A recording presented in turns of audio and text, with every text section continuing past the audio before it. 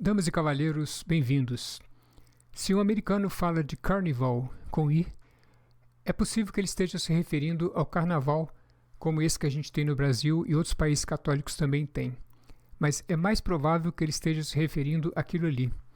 Esse tipo de parque de diversão que tem roda gigante, carrossel, barracas com jogos como tiro ao alvo ou pescaria, ou então barracas com jogos de azar e apostas. Esses jogos, aliás, são chamados em inglês de Carnival Games, jogos de carnaval. Um desses jogos de carnaval é o Chucky Luck. Esse jogo funciona assim. O jogador chega na barraca, há uma mesa, e na mesa há uma daquelas gaiolas com manivela que são usadas para sortear números no bingo ou em loterias. Mas nessa gaiola estão 3 dados comuns.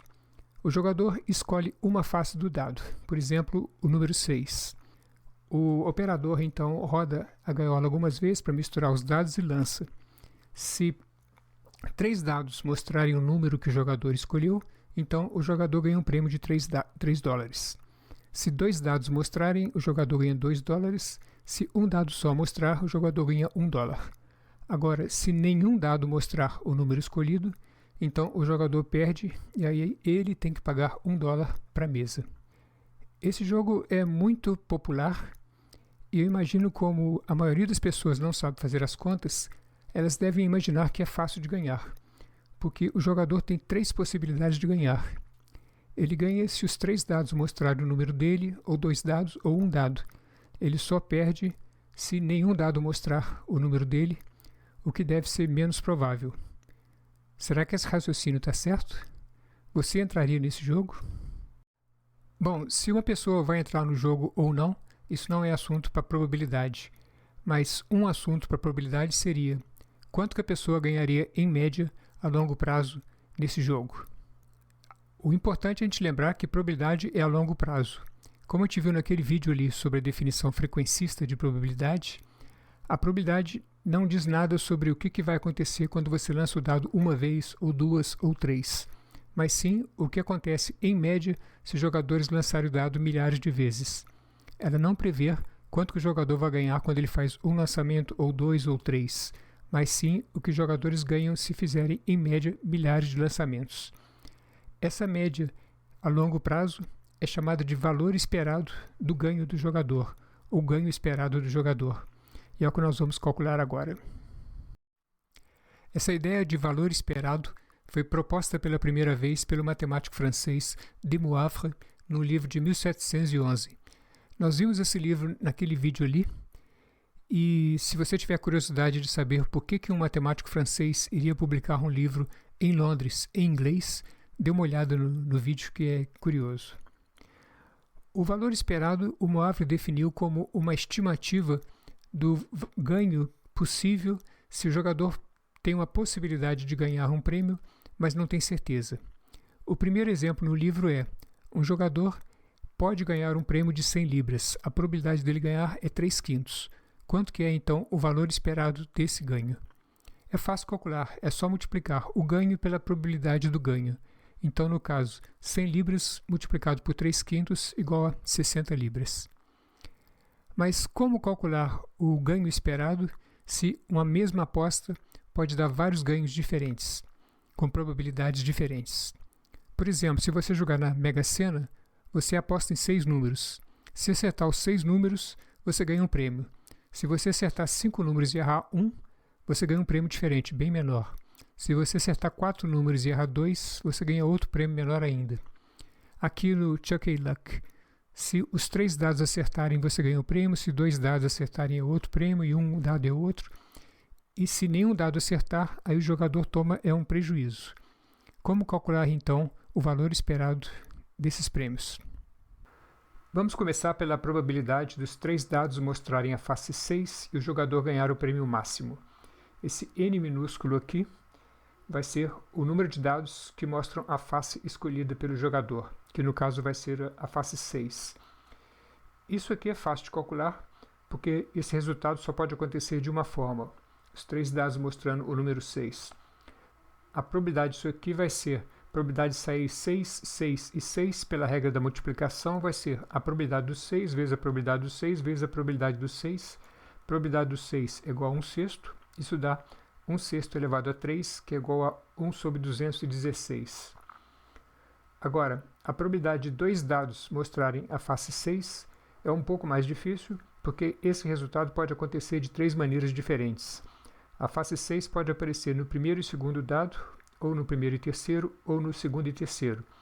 E a outra face mostra um número qualquer que não seja o 6. Vou representar isso assim. Probabilidade 6, 6 e não 6. Vou representar o não 6 por um N.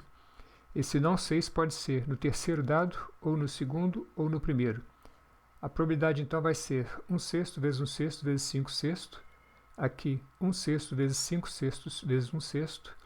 E aqui 5 sextos vezes 1 sexto vezes 1 sexto. Isso aqui dá 5 sobre 216. Aqui também. E aqui também. Somando tudo, 5 mais 5 mais 5 igual a 15 sobre 216. A probabilidade agora de haver um dado mostrando a face 6. Isso também pode acontecer de três formas diferentes. A face 6 pode estar no primeiro dado, ou no segundo, ou no terceiro. Então, o primeiro dado mostra a face 6, o segundo e terceiro mostram faces que não sejam 6. Aqui o 6 fica no segundo dado e aqui fica no terceiro. A probabilidade disso vai ser 1 sexto vezes 5 sextos vezes 5 sexto. Aqui 5 sextos vezes 1 sexto vezes 5 sexto. E aqui 5 sextos vezes 5 sextos vezes 1 sexto.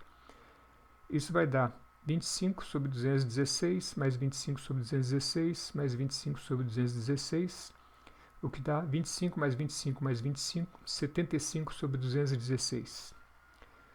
Levando isso tudo para cima para conseguir mais espaço no quadro. Agora, por fim, a probabilidade de nenhum dado mostrar a face 6. Todos eles mostrarem outros números que não sejam 6. Isso é fácil. A probabilidade de um número que não seja o 6 aparecer 3 vezes vai ser 5 sextos vezes 5 sextos vezes 5 sextos, o que dá 5 sextos elevado ao cubo. 5 vezes 5 vezes 5 igual a 125 sobre 216. Limpando o quadro de novo.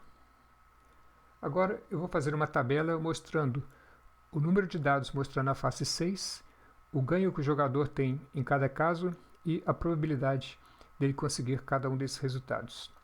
O número de faces pode ser 3, 2, 1 ou 0, em 3 lançamentos. O ganho do jogador, se ele consegue 3 vezes a face escolhida, ele ganha $3. Se conseguir 2 vezes, ganha $2. Uma vez, ganha $1.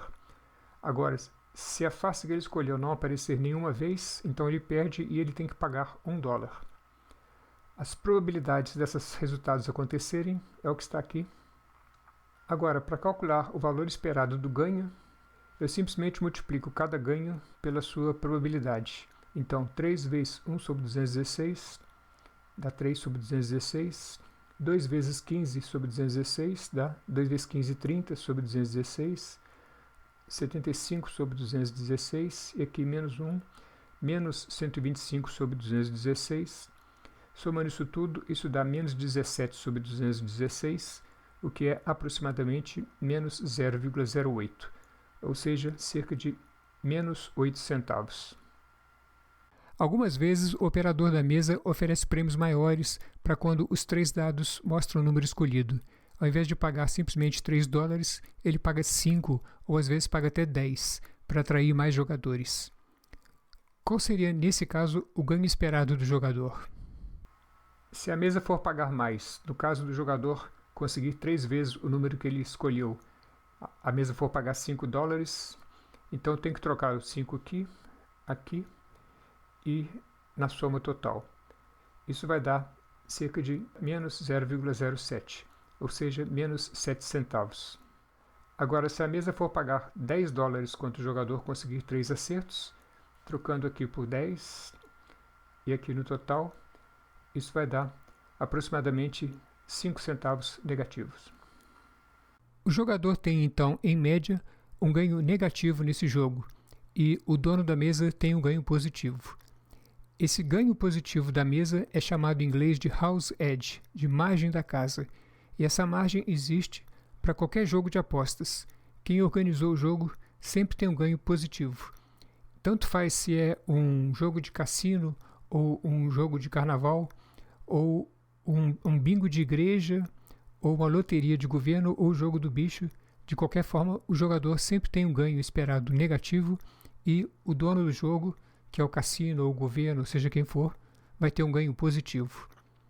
E por hoje ficamos por aqui. Obrigado pela visita e até o próximo.